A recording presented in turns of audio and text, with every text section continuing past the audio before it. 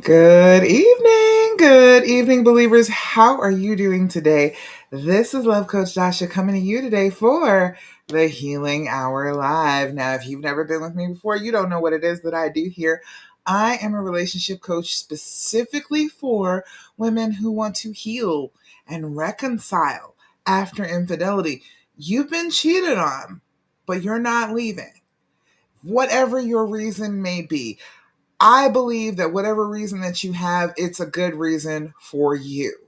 And I want to show you all the things that I personally learned along my own healing journey in order to heal, reconcile, get past this chapter, and move on with the next part of your story.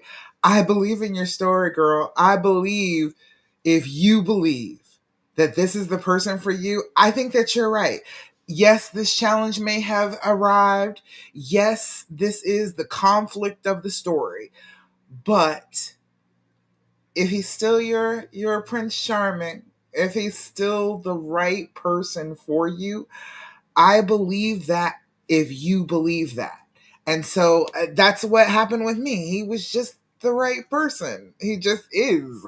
And he is going to be for probably the rest of my life. That's just how I feel about him. I don't think anybody else could have gotten the healing, could have gotten the forgiveness that I gave this particular man. Okay. I think that the person that you have chosen has got to be pretty special if you have deemed him worthy of forgiveness. And I want to show you everything that I possibly can to make that successful, to make it so that you can move past this and you can have your happily ever after. All right.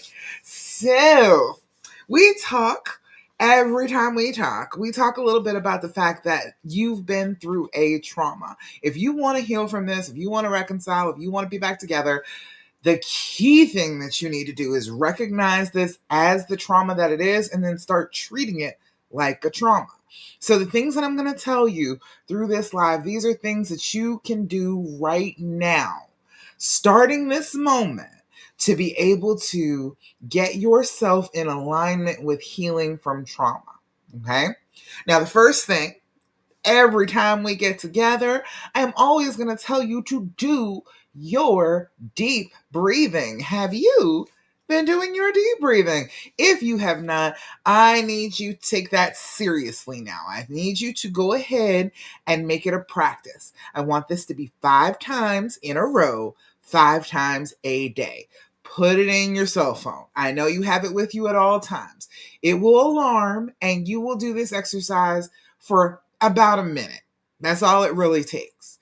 Just doing it consistently like that is showing your body consistently that this trauma did happen. You acknowledge it, you can feel it in your body. However, you are making conscious decisions that you are safe now, that you are not in any danger, that things are going well. It's okay. When you are anxious, your breathing changes. It becomes more short, more shallow. When you are doing these deep breathing techniques, long, slow, deep breaths in and out, you are doing the opposite of panic breathing. So you are showing your body physically, because trauma is a physical thing. You are showing your body physically that you are okay. There is nothing attacking you right now. You can relax. And that is key to being able to heal from this. Because if your body is always in a reactive state, you are always feeling triggered, you are not going to be able to get to the part of your brain that is necessary for you to be able to really calmly work this out. So I want you to have all the tools that you can possibly have to be able to get there. So we're doing our deep breathing. Now, what I do is 4-7-8 breathing. That's what we're going to do together. Now, you can do whatever kind of breathing technique you like as long as you are doing it. It does not matter what it is as long as you do it, okay? So, we're going to do 4-7-8 breathing. What it is you are going to blow out, try and deflate your lungs as much as you possibly can. Then you're going to inhale through your nose if possible for a count of 4. You're going to hold that breath for a count of 7. And then you're going to blow out like you're blowing out an entire cake full of birthday candles for a count of 8. When you do this, you are emptying out excess carbon dioxide from your lungs. You are inhaling a fresh lung full of oxygen. You are holding it long enough for your body to use it, and then you are blowing out any excess carbon dioxide that is produced, okay? That is what we are doing. We are teaching our bodies that we do not need to pant right now. We are safe, okay? So come do your deep breathing with me. Come on in here. All right, I will guide you along. If you've never done it before, just try it. You'll have it in a couple of breaths, okay? First things first, we're going to blow out.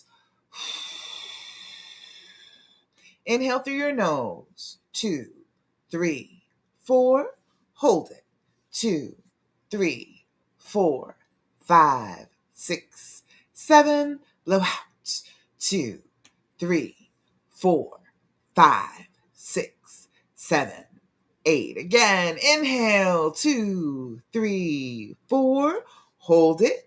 2, 3, 4, 5, 6, 7. Blow out. 2, 3, 4, 5, 6, 7, 8. Last time. Inhale. 2, 3, 4. Hold it. 2, 3, 4, 5, 6, 7. Blow out. 2, 3, 4, 5, 6, 7, and 8. Beautiful. How do you feel when you do the deep breathing? Let me know in the comments if you feel something physically when you are doing your deep breathing, because that is what we are focusing on. We are focusing on this body, changing how this body feels in the midst of this trauma. It is incredibly helpful. Trust me. Pay attention to it and write it down. Make sure that you're putting it in your journal, which is the next thing. Put down how you are feeling in your journal when you do your deep breathing versus when you don't do it. You need that data to let you know, hey, this is actually working. Okay. Now, the second thing, of course, is doing your journaling. I need you to do your journaling. Have you been doing your journaling? If you have not, you are doing yourself a disservice. I need you to jump on that. Now, your journaling is going to be a simple practice you're going to do. You're going to do it first thing in the morning when you wake up, just to get into the habit of this, and then right before you go to bed. You're only going to take about 5 minutes. It doesn't seem like it's enough time because there's a lot of thoughts going on in there, right? Take the stuff that comes to the surface, the things that are way at the top of your brain, the first things that pop up when you go to put a pen in your hand. Those are the things you write down. Write that for about 5 minutes. Don't try to write it all down, okay? Your brain is going a mile a minute and it is nervous about you not knowing this information. So it will keep on spitting things at you to be able to write down. It wants you to write down all of this stuff that it's talking about, but you can't write down all of it. You can only deal with a little bit of it at a time. So 5 minutes is good. Periodically throughout the day, if you feel like you want to write something, if your brain is screaming something at you, it keeps repeating something, go ahead and take 5 minutes and write then, but try not to expand past 5 minutes. When we get going, it's hard to stop. Right? When I would write, I would cramp my hand up and then I wouldn't want to write for a while because I had a hand cramp. So make sure that you're making this as comfortable as possible for yourself. 5 minutes, the most important thoughts that come to mind. Okay? You're going to do your date, your time, your level of anxiety every time you do your journaling. You are going to do your date and time so that you know when things happen. If you are journaling periodically throughout the day, you can go to these days and see, okay, this day of the week, this time of the day, are these times where I'm feeling more triggered? Why am I feeling more triggered? What's happening then? What happened in the hours before that? You'll be able to find clues to your triggers before you even know that it's a trigger. Okay? So if you pay attention to what you're writing and you write consistently, you will have lots of clues to look at, and your date and time helps you to categorize that. Then you're going to do your level of anxiety. Your level of anxiety is 0 to 10. It can be absolutely nothing. It could be everything is great, all is right with the world. Write that down. Put it in the top corner of your journal so you can just flip through and see when you've had 0 days.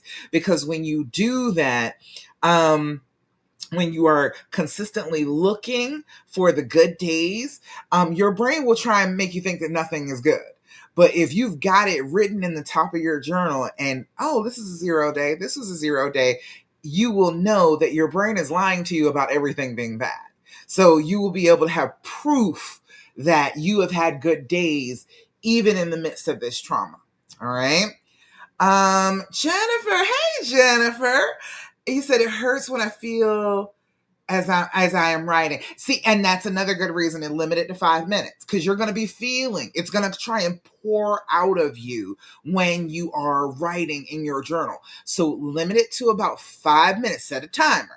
And then whatever was top of mind, the things that came out first, you can go ahead and write those things. That's what we can deal with in 24 hours. Like, we cannot deal with every single thing, every single pain that our brains will come up with as we're trying to journal. It will try and tell you everything. So we can't deal with all of it. But if you write for about 5 minutes, you'll have 3 or 4 really good topics that, okay, I can do something about these particular things. So just 5 minutes, first thing in the morning and right before you go to bed, and then any other time during the day. All right. Now, your other end of the spectrum, a 10. A 10 is a loss of control. I do not have control over myself anymore. That's how bad the pain is. I don't want you to think that anything less than losing control of yourself is a 10. 10 is, I want to rip my hair out, tear my clothes off, run screaming down the street naked. You just don't care anymore. You are throwing things. You are breaking your own stuff. You are screaming. You are getting the police called on you. You have lost control of yourself. If you're not at that point, you're not at a 10. It's not as bad as you think it is. Okay? Because it could be worse. You could be having the neighbors call the cops on you. Okay? You could be losing it that bad. So I want you to know that it has a limitation. That is as bad as it can possibly get, and feeling wonderful is as good as it can possibly get. That is as big as these feelings can get on you. They cannot eat you. They cannot swallow you whole. So hold tight to that. Okay? Do your journaling. Do your journaling at least that twice a day. Right before you get ready to go to bed is a great time to do it, because if you've been having nightmares about him cheating, if you start writing in your journal before you go to bed, like, okay, brain, give me the worst of it. I'm going to write it down in the book, and it'll give you the worst of it. Okay, now the worst of it is down in the book. Now, subconscious, unconscious, you can work on that while I'm asleep, but we cannot be sitting here dreaming about this. Don't wake me up while you're working on it. Okay, tell your brain, give your brain an assignment to do, because it wants to do all this work, so you might as well tell it to do something productive. Tell it to work on those problems while you're asleep, and then we will reconvene in the morning. Okay? All right. Anything else? All right. Lovely to see you, Jennifer. All right. Trying to see if there's any other questions. None over here. I am on Love After Cheating Facebook group. I am in my Love Coach Dasha page on Facebook. Come, like, follow me. And I am on YouTube.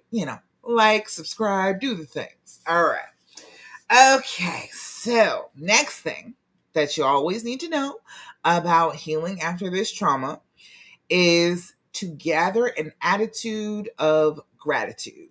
Okay? Look for anything that you can be grateful for in this moment and acknowledge it out loud. Say it, appreciate it, smile about it, write it down in your journal. Okay? If you will cultivate this habit, and I'll tell you about my own habit in a second, but if you can cultivate this habit, you will counteracts your brain's natural inclination to think the worst when you've been traumatized. When you've been traumatized, your brain is naturally going for the thing that is more painful, hurt, anger. It's going in that direction. So if you are consistently stopping your brain from spiraling out and saying, I am so grateful for this thing. When you start doing that on a regular basis, you teach your brain that you want it to look for the good thing, not the bad thing. Then it starts to change that pattern up. It doesn't always go towards the negative thing. Sometimes it will start to hand you a positive thing. And then express gratitude for that. When your brain just out of the blue is like, oh, look, that's a pretty color of blue. Aren't we grateful for that? Yes, we are grateful for that. Thank you so much, brain. You're doing so good. Tell your brain it's doing a good job when it does that, and it will do it more. Okay? Be consistent about it. First thing in the morning when you're journaling, write down 5 things you're grateful for. Right before you go to bed, write down 5 things that you're grateful for. Now, personally, I have found it's 4 words. Thank you, more please. All right. Every time something good comes across and I feel grateful for it, I'm like, that's a great thing. Thank you, more please. Like a little kid. Like, I am telling you in verse, I love that. That was delightful to me. Give me more. All right. It has been amazing because even now, like I was having a hard time the other day. I was feeling a little overwhelmed. It popped into my head. I was like, well, yeah, but I got all of that going, but I'm walking. I'm walking up to my own front door and I'm grateful for that. And I am putting my key into a lock that works in my front door, in my home, and people that I love are on the other side of this door. And I'm grateful for that. Even in the moment when I was stressing, my brain went to that because I've been training it to do that. I have been insisting every time I see something that moves me. I love the videos where people are reunited. I love those. Gets me crying every time. I always say, thank you, more please, when I see one of those. And it has changed the way my brain functions. When I am consistently being grateful, it changes the way my brain naturally functions just on a day-to-day basis. It's really easy as just being an adult, moving around in this world, going from thing to thing to thing that you have to do, to lose sight of the fact that this is a beautiful, wonderful life to be able to live.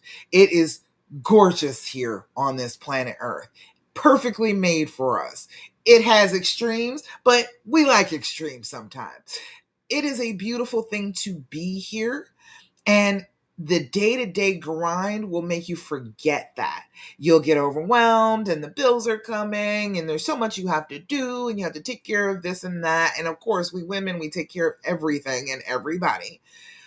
It makes it easy for you to forget that there are so many things to be grateful for. So if you can just add that little thing into your day, constantly looking for, thank you, more please, as you are going about being grateful for things that happen to you, you will find more and more and more of them as you go along.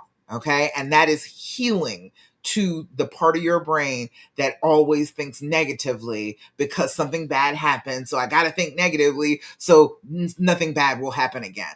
That's what part of your brain you're working on when you work on your gratitude. Okay. All right. Any questions, comments, thoughts, complaints?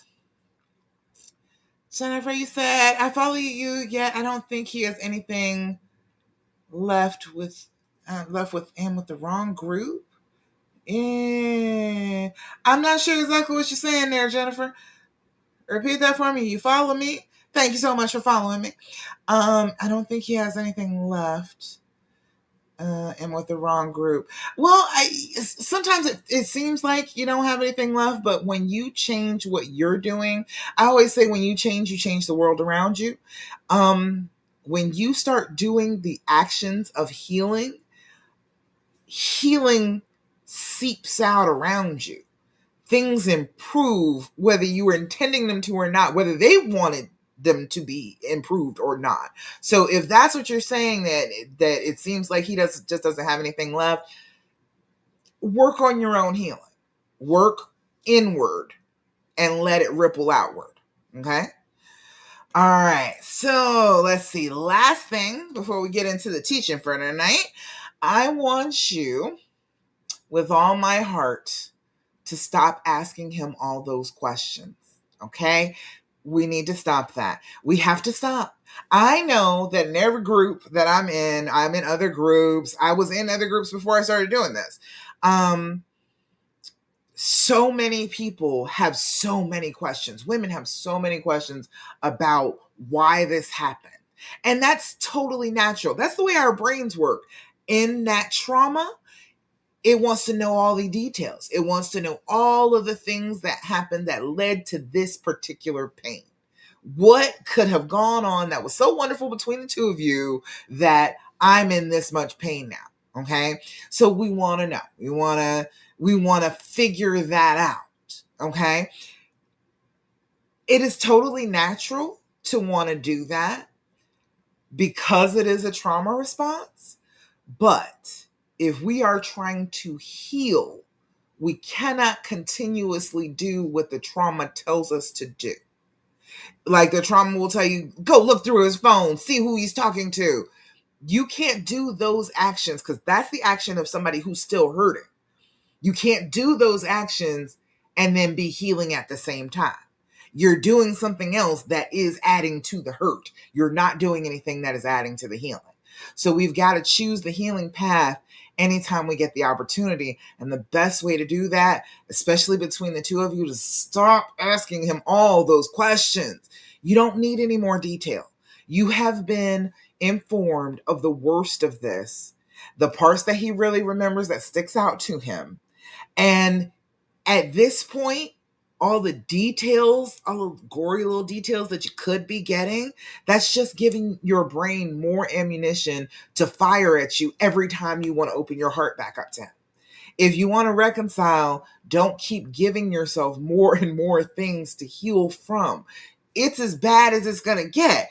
He cheated. That's bad, all right? Whether it was talking to somebody online, all the way through having an entire affair and having another family, okay? Whatever range of behavior it was a betrayal. You know that. You don't need to keep piling on the pain in order to heal. That is not the way you heal. As a matter of fact, your brain doesn't care about you healing. It wants you not to be hurt again. So it will keep going over and over and over the same details over and over again while you just continue to hurt and hold yourself back instead of putting yourself out there for love again. So if you want to heal, if you want the love back, if you want that connection back, asking the questions isn't a good idea. All right. Okay. All right, Jennifer, you said, okay, thank you. You're welcome. STDs. You want to talk about STIs? I'm trying to tell you, man. I will tell you something that is interesting to me, and I want to just tell you this because I got to move on to the actual like teaching for tonight. But let me tell you this: I had trichomoniasis or whatever it's called. I had that when I was having sex with absolutely nobody. Okay, that is one of the ones that insurance companies. My midwife, OBGYN, told me at the time. She was like, at the time, and this was like, it had to be like 27 years ago. It was before I met him. She told me that they were reclassifying that as an STI because it can be transmitted sexually. However, it does not have to be. And I was sitting there talking to her because I was like, how do I have an STI? And she was explaining to me the classification of it had changed with insurance. And that's why it was classified as an STI. But she was like, yeah, you can get it from other things. So that's the first thing. If you were talking about this STI, it is always this one. And it's weird that well, at this point, if insurance has been saying for so long that that's what it is, but doctors were like, no, that's not necessarily how you could have gotten it. You can easily get it from other things. So, just so you know, if you are having an issue with that one in particular does not actually have to be sexually transmitted. I'm just letting you know because my doctor told me. Okay. All right. Now, other STDs, yeah, you can know that he gave it to you. You can know that where it came from, and I totally understand that. I don't want you to feel trapped because you have an STD. If you have an STD and it's something that isn't curable, I don't want you to feel like, oh, I have to stay with this person forever just because of that. Don't put yourself into the position to feel like you're staying just because other people wouldn't want you. That is not the case. Okay. Plenty of men out here just don't care. All right. Plenty of people would be happy to be with you and treat you good, even if you had an STI. Okay. So don't feel like that means I have to stay in this relationship, because you don't. You don't have to do anything. That's a major reason why I started doing this. I wanted women to know you are not painted into a corner. You are not trapped. You can do whatever you choose to do. Okay. So if that is what you really want, is to stay, you can forgive for that. That is very difficult to forgive for. It is. But it is part of the betrayal too. That is an added layer of betrayal. So I can understand if it's hard to get your mind around it, but if that's where you want to be, if this is where you feel like you can open your heart again, you feel like this is the love that you actually want, you can heal from this. You can get past it. Okay. You said, I'm sorry. He never said anything. 3 years. Last stage syphilis. Wow. Oh, I'm so sorry about that, Jennifer. That's horrible. Yeah. And people are so ashamed, And a lot of the time with STIs, people are so ashamed and they just don't want anybody to know that that's how it is. And then, at this point, that starts affecting how your brain works. So, the last 3 years, I'm so sorry for that.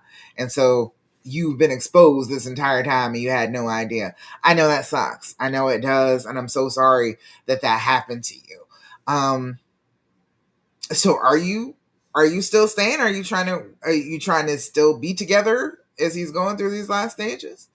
Because then if it ends up being something that causes a death, then I can understand if you just want to go ahead and stick it out through the rest. But let me know. Are you trying to stay? Are you trying to work things out? All right. I gotta get to the teaching though, so I'm gonna come back to you when I get finished with that part. Okay. And anybody else, if you got questions, comments, thoughts, complaints, I am here for you. I will answer as well as I possibly can. I will give you as good information as I can. I am a medical professional, but I am not your medical professional. So I told you what I know about that particular STI just from what I learned from a doctor. So I'm just sharing information that I found out. Don't use me as medical reference, okay? Go to your doctor, get checked out, make sure that you're safe, okay? All right. So, we're moving on with the lesson for tonight because we're talking about the other woman tonight. We are into it tonight. Why do you still think about the other woman? All right. And how to get her the hell out of the middle of your relationship. Because I think she's taking up enough space, don't you? I think we're at that point. She's taking up plenty of space. It's time to start getting rid of her. Okay. Your brain is doing this for a reason. So let's start to understand it, break it down, and then we can stop feeding into what it does to continue to think about her. Okay.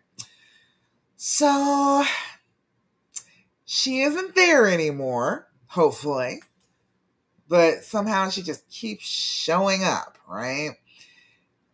Let's say your husband is joking with you and you're enjoying him. You're smiling, you're laughing, and then suddenly Your brain says, I wonder if he joked with her like this. And just like that, now the moment isn't between the two of you anymore. You've mentally brought her into the middle of it. And that's the problem that we're solving tonight. You've got to stop giving the other woman a seat in moments that belong just to you and your husband. As you are allowing the healing to happen on the healing path, you've got to stop giving her a place all the time. Okay? Thinking about her after betrayal isn't evidence that you're crazy, you're petty, you're insecure. It is not evidence of any of that. Your traumatized brain does this to understand a threat. She is taken as a threat. And so now we have to find out the information about her. Now we have to think about her. Now we have to look for her. So who was she? Why her? What did she have? Could this happen again? Your brain does all kinds of things to protect you after a trauma. And right now, it thinks that understanding her is going to help protect you. But eventually, that protection becomes another source of pain. As you are trying to heal from this terrible trauma, your brain constantly turning to her ends up being another shot to the gut every time you're trying to heal. Because your brain has turned her into a problem it thinks it can solve. It thinks if I know enough about her, I can solve this problem. I can rest assured that this person will never hurt me again. So some things that your brain will think. Of course, why her? It's always the first one, right? And we talked about this last week, or week before last, before I took my son to college. Week before last, we were talking about the questions that you ask. And there is an assumption buried inside of the question, why her? Okay. There must have been something about her that made him choose her over me. All right. Maybe she was prettier. Maybe she was sexier, younger, more exciting, more available. But you're assuming that his decision was essentially a comparison shopping. Wife A versus woman B. All right. And what if it wasn't like that? What if that's not what was actually going on in his head? His reasons for cheating may have had so much more to do with what was happening inside him than anything extraordinary about her. You can spend years trying to become better than a woman who was never actually the reason that he cheated. If you keep allowing her that place, making you feel like I have to be better than her because it had to be something special about her, you will become more obsessed with her than he ever was.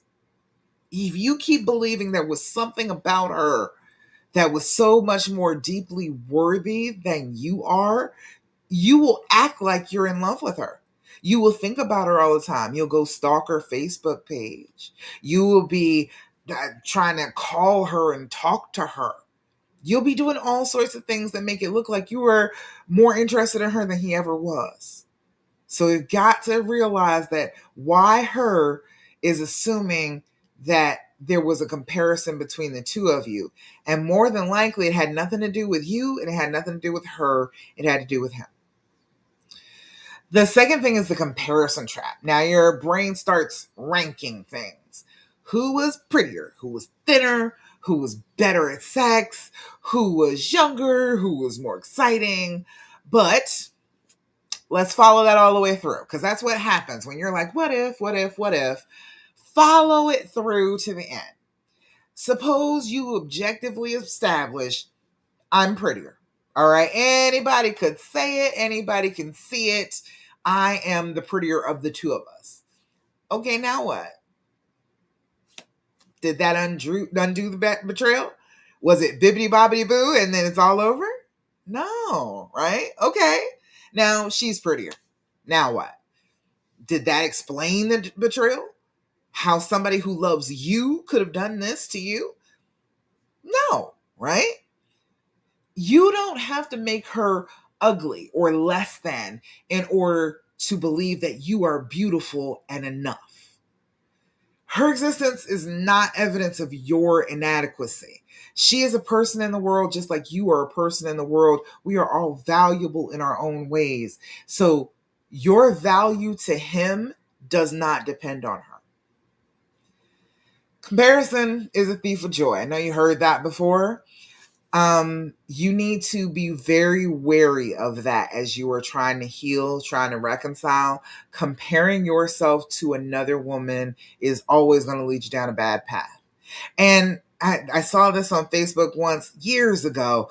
It said comparing beauty is pointless because Christmas lights are pretty and flowers are pretty, but they're not pretty in the same way. You know, there's somebody who thinks that you are the most beautiful creature on the planet, and there is somebody who thinks that you are a miserable, miserable last place compared to her. Okay, there is so much variety of desire on this planet that comparing yourself to anybody else is pointless. You can't be anybody else. And you shouldn't want to. Just because this trauma happened to you doesn't mean that you should want to be somebody that you're not. You want to be you as much as you possibly can. That's where your healing is going to be. Being yourself, being who you are, the level of beauty that you are, the level of intelligence that you are, and working towards betterment, but never feeling like you are less than just because you are comparing yourself to someone else. Those standards don't work. And we've got to get out of the misogyny of it to believe that we should be comparing ourselves to other women. It's not doing anything but causing us pain. Okay? Um, the third thing is that in your brain, you may have created a version of her that may not even exist. Okay. I had a conversation with a client last week, and she had built this entire romantic narrative that he was acting like her boyfriend, and they were so in love with each other, and he just couldn't stand to be away from her, and he just had to be with her. In reality, they had sex outside in the grass 2 times, and that was the whole relationship. That was it. That was all that happened. All right. So she turned this into him being a beautiful, lovely, romantic partner for her when he didn't treat her like that at all. There was absolutely no evidence that that was how he treated her, but it got stuck in her head. And she keeps going over the same thing over and over and over again. Well, was he acting like he was in love with her? And to her, the idea of if he behaved like he loved her, then that's her deal breaker. That is her thing where this is the line. And if he crossed that line, then I need to go. But I'm like, you can go anyway. The evidence states that the entire thing that you thought of is not real. The evidence is showing you that that's not true. But you see how your brain insists that it has to be true? It's trying to push you away from him. It's trying to say, no, this had to be what happened, and you should run away very fast because this is how he was treating her. He was acting like he was all her boyfriend. He was doing all good, nice things for her and stuff that he never did for you. And that is the story that is playing out over and over and over in her brain, that her man was trying to be somebody else's man instead of just trying to get sex out of her. Okay? You may be imagining their relationship more than either one of them ever imagined it. You might be more obsessive over it than they ever were with each other. You weren't there. So your brain is trying to fill in the blanks. It's trying to come up with looks and touches and conversation and romance and sex and connection. And because you're imagining it from a perspective of being a woman who loves your husband, you often accidentally imagine your own feelings in her experience, even though she doesn't have that same connection with him that you do. He's a completely different person with her. Often they completely change their personalities around these women. So they're not even getting the real him. They don't even know who they're dealing with. You may be fantasizing about their relationship more than either one of them ever did. So stop turning missing information into a love story. Stop turning it into importance and significance, that she was so much more important than you. Because then that tells your brain, well, then you're always in danger. If she was so much important, anybody could be more important to you then. Anybody could be more important to him. So you're always in danger. That's what your brain is doing when it's doing that. This is a hard one to talk about. You keep making him bring her back. You don't want him to be thinking about her. You don't want him to be obsessed over her, but you're asking the questions. What did she say? What did you say? What was she wearing? Did you like it? Did you think about her afterward? What did you like about her? Was she funny? Did you miss her when you were away from her? And then he gives you the details. And now your brain says, look how much he remembers about her.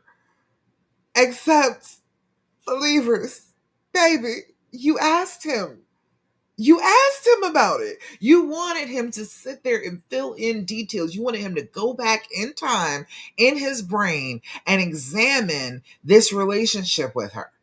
If you had never said that, he'd have probably forgotten most of those details. He's not sitting at breakfast just spontaneously reminiscing about this woman. You are demanding that he retrieve those memories, and then you're getting distressed that he is able to retrieve them. But that's what you're asking for. Don't make him dig up every memory and then use the fact that he found that memory as proof that she still matters to him. That's a setup. Okay, that's what that is. That's a setup. Your brain is trying to set him up for absolute failure by saying, look how many memories he has of this woman. And he's only digging those memories up because you aren't asking him to dig. You're digging along with him. Most of this stuff would be lost to his memory probably very, very quickly if you weren't digging into it, and you weren't digging into it repeatedly. Over and over, you are going back over the same territory. When we remember things, we are not remembering the thing that happened. Our memory goes back to the last time we remembered the thing. Okay? When you're asking him to remember, he's not going all the way back in time to him being right in her face and them having sex. He's not going back that far. He's remembering the last time we talked about this. And what did I say the last time I talked to you about this? He's remembering. Okay. So you don't have to believe that these memories are so strong and so present for him and that he's so obsessed with her. All right. Number 5, stop bringing her into your current marriage. Okay? That's what we talked about earlier. He jokes with her. He jokes with you. Oh, was he like this with her? He kisses you. Did he kiss her like this?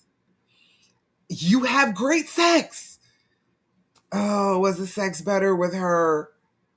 He compliments you. Oh, that's always a hard one. And then you say, well, did he tell her that? Did he say the same things? Did he compliment other things about her? Look what's happening. She isn't doing this. Your husband isn't even necessarily doing this.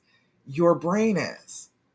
Your brain is insisting that she be present. The other woman doesn't have to be present for you to keep giving her access to your relationship.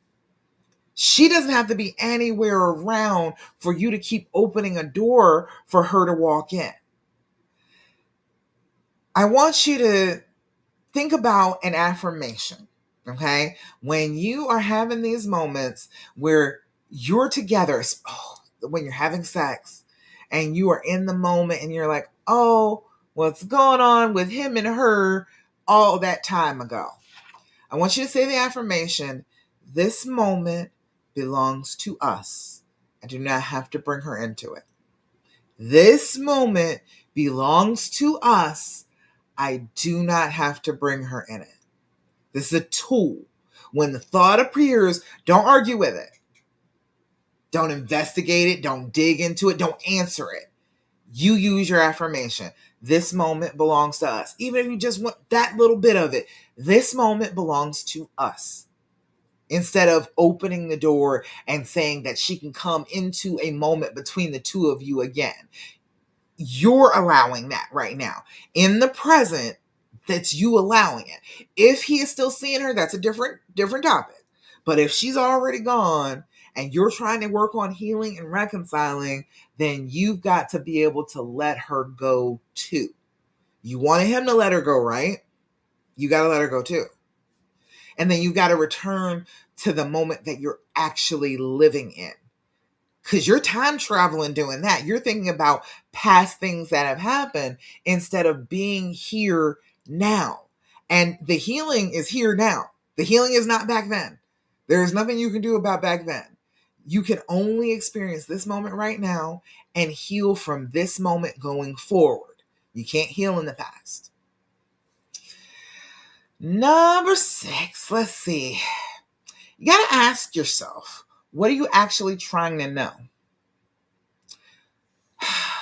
When you're asking, was she prettier? Maybe you're asking, am I enough? Okay. And let me talk about enough real quick. You are enough. Even if you were 80% of what he needs in his life, okay, you can't be 100% for anyone. You can't be 100% everything for another person. That's not possible because we're different people. Okay. That's an impossible thing to ask for. Enough is you are loving, you are loyal, you are here, you enjoy each other. All right. That's enough. Stop thinking that you have to do more and be more. That's called overfunctioning. Stop trying to overfunction and trying to be everything for this man. You cannot. It is good that you are who you are. He has chosen exactly who you are. So that means that you're enough. You're perfectly enough for him. Don't try and be anything more than exactly who you are, because who you are is enough. Okay. Anyway, back to the questions. When you're asking him, did he love her? You're maybe asking, was I still important to you? When you're asking him, does he think about her? Maybe you're asking, really, does he choose me now? Okay. Those are the questions about your actual wound, because you're trying to turn things in her direction, but this is your wound. So the questions that you're asking are not really about her. The questions that you're asking are about you. It's about the relationship between the two of you. It's about how you feel. Stop asking questions about her when you really need reassurance towards you. You don't have to keep asking him questions about her in order to be able to ask for reassurance. You can just ask for reassurance. You can ask for it and say exactly what you want him to say and tell him, say that back to me. All right. And then say it repeatedly. Say it on repeat until I tell you to stop. All right. This one's hard. You can give her back her humanity without making her important. You don't need to make this other woman a monster. Okay? You don't need to make her fascinating. You don't even need to make her a real part of your life. Okay? She was another human being making her own choices from whatever was happening in her own life. Maybe those choices were terrible. Maybe she knew about you. Maybe she didn't. Maybe she was deeply, deeply troubled. Maybe she wasn't. But figuring her out is not your assignment. That is not what you are here to do now. You don't have to understand her in order to make her stop being a part of your story. It's hard to figure out exactly what makes a woman decide to be with somebody who has another woman. Now, sometimes they don't know. Sometimes they have no idea. And you can maybe have compassion for that. We tend to have less compassion if we think that they knew, and we're like, she knew. That's a bad look for womanhood. We can get that, but we don't really know her story. You weren't close to her, but you can let her be a human being who made choices for the situation that she was in. Sometimes people make bad choices. They do. Sometimes you're going to make bad choices. Sometimes he makes bad choices. You can let her be a human being that makes bad choices without inviting her into your relationship, or inviting her to live rent-free in your brain. Okay? So, the exit. Taking back her chair. Pulling that chair out and saying, nope, nope. You can't sit here anymore. You cannot have any more space in my brain. Every time you're having a moment with your boo, all right, and you think, did he do this with her? Picture yourself pulling up a chair and saying, here, come on, sit with us. Other woman, do you want her there? No? Then stop setting a place for her. Stop pulling out the welcome every time your brain has a random thought. She doesn't need a seat at the table in the relationship that you're rebuilding. She doesn't deserve any spot between the two of you. Keep in mind, this moment belongs to us, and I don't have to bring her into it. That's an excellent affirmation for you to practice this week, okay? I don't have to bring her into it. This moment belongs to us. So, believers, you don't have to beat her. You don't, physically or metaphorically. You don't have to understand her. You don't have to prove that you're better than her. You don't have to determine exactly what she meant to him. You don't have to even erase the fact that she existed. You have something much more useful that you can do. You can come back to your own life, your healing, your body, your relationship, your joy, your gratitude, your future. The goal in this is to finally stop caring about her because you proved that you were better. The goal is to build a life so fully yours, so you, that comparing yourself to her stops being relevant. Okay? Now, if you're listening to me say all of that, all right, and you're thinking, Dasha, I want that. I want to stop comparing. I want to stop bringing her into the moments that belong to us. I want to enjoy my husband and my relationship again. I just don't know exactly how to get there from here. That's exactly why I created No Other Woman one-to-one coaching. Because knowing you need to stop obsessing about her and actually being able to do it are two totally different things. You know the questions aren't helping, and you still feel compelled to ask them. You know the comparison is hurting you, and you still find yourself checking her page, studying her pictures, and wondering what she had that you didn't. You can know your husband is choosing you now and still have a nervous system that keeps dragging you back to what happened back then. That's the work we do together. And No Other Woman coaching, it's 3 months of private coaching with me for women who've chosen reconciliation and they're ready to stop letting the betrayal and everything attached to it run their relationship. We'll work on the other woman stuff for sure. The comparisons, the questions, the mental movies, the triggers. Can't forget the triggers. But we're also going deeper than that. We're also going to help regulate your nervous system, rebuild trust in yourself. That's the first thing. Strengthen your voice, create emotional safety in your relationship, and learn how to actually live in the relationship you're rebuilding instead of constantly reliving one where you were betrayed. Because ultimately, No Other Woman isn't really about her. It's about becoming the only woman in your relationship again.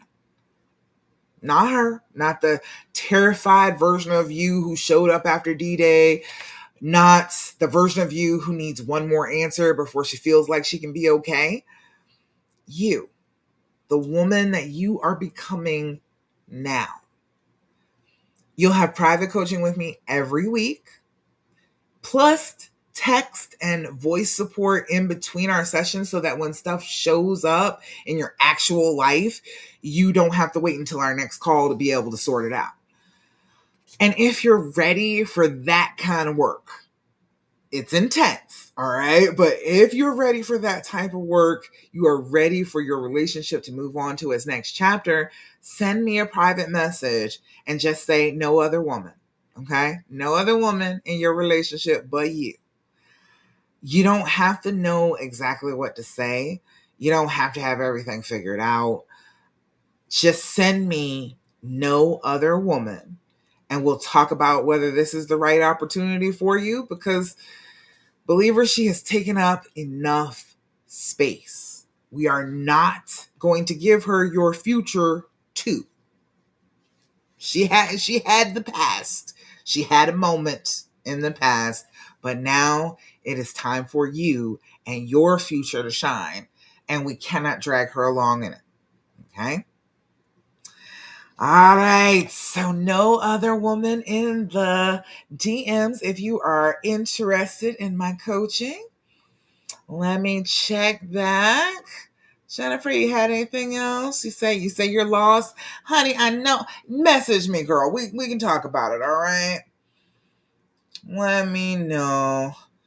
And then let me check over here. Anybody over in the other group? Don't see any questions over there. Not on YouTube. Okay, beautiful. All right, so last thing before I go. Put in the comments if this has rung any bells for you. If you're like, oh yeah, I do that about her. Put it in the comments. What struck you about tonight's teaching? But tonight, as we're ending up here, we're going to talk about one more thing that you can do to counteract the effects of trauma on your brain, and that is to do your affirmations. Have you been doing your affirmations? Oh, I need you to jump on that. I need you to do that. If you need affirmations specifically designed for trying to heal and reconcile after infidelity, go ahead and put affirmation in the comments and I will send you a link to get my affirmations. 60 days of affirmations coming right to your inbox every single day, giving you encouragement, telling you an affirmation each day that you can use that is specifically for healing and reconciling. I'd be happy to send it to you. All right. But doing your affirmations starts to counteract part of the trauma that is going on in your brain, because remember, your brain wants to say that everything is bad, including you. So it's saying that you're bad. You're the problem. You're the issue. That's why it's comparing you with this other woman and saying that you're the one that caused this pain to happen to you in the first place. Okay? Your brain turns on everything in the middle of a trauma. Nothing is safe. Everything is awful. So what we've got to do is we've got to start taking back control of the autopilot and getting ourselves back in control of this plane and deciding what we want our brain to be focusing on. So instead of the negative, we're going to focus on the positive. So when you're doing your affirmations, you are telling your brain what you want it to focus on. I am a good person. I am happy. I am sweet. I am light. I am love. That's who I am. That's who I intend to be going forward, even though this trauma has happened to me. So if you continuously remind your brain that that's the way you think of yourself, that's the way it'll start to think of you. Okay? Because you got to remember these thoughts, you can have these thoughts in here. You can think them, you can hear them, you can feel them, but they're not actually you. Those thoughts are coming from somewhere else. That's not the seat of your consciousness. Your consciousness noticed these thoughts. So you've got to notice that it's doing that and stop it from doing that because you are in control because you're the consciousness. Okay? So pick an affirmation. These came from Five Below. Doesn't matter which ones you use. If you use mine or use anybody else's, use an affirmation and use it every day. Okay? This one for today says, today I am mindful. Today I know deep in my heart and soul that happiness and self-worth are within me. Ooh, I love it. I love it. I love it. Not within her. We're not worried about her. We don't care about her happiness, her self-worth. We don't care about her. We're talking about us. We're talking about our healing here. Today I am mindful. Today I know deep in my heart and soul that happiness and self-worth are within me. All right. Use those cards, say your affirmation, looking yourself in the eye and say it like you mean it. When you do that, you are remembering, your brain will remember that you said it like you meant it. And so it will start to believe that. And every time you remember that you remembered, you will remember that you thought that you meant it. So each time you go back, it's a never-ending loop. Each time you go back and think about the last time you thought of the affirmation, you will remember the fact that it sounded like you really meant what you were talking about. Okay? It's very, very helpful. Very good for those negative thoughts that keep coming about you. Okay? All right. That is it. I don't see any more questions. But if you've got questions, comments, thoughts, complaints, please add them to the comments and I will answer them next week. Okay? But until then, let me remind you to do your deep breathing, do your journaling, do your gratitude practice, stop asking him all those questions, and do your affirmations. But more than anything, I want you to stop doing what the fear and the pain tell you to do. Anything that gets your heart beating fast, anything that makes your head start to clench up, those things are probably the hurting path. If you do the exact opposite of what they say, you will probably be on the healing path. Okay? And I love you. And I'm so, so proud of you. If nobody's told you this week, you need to hear it. I am proud of you for wanting forgiveness and love and understanding and choosing to put your feelings about this person, your feelings about the love that you want ahead of what other people would tell you to do. I know because other people told me to. I am 18 years past the last of the infidelity, and other people say, you should just leave him. And I didn't want to leave him. And I didn't. And he proved me right for staying. So I know you can get to that place, okay? I know that you can get to a place where you feel like, oh, he's proved me right.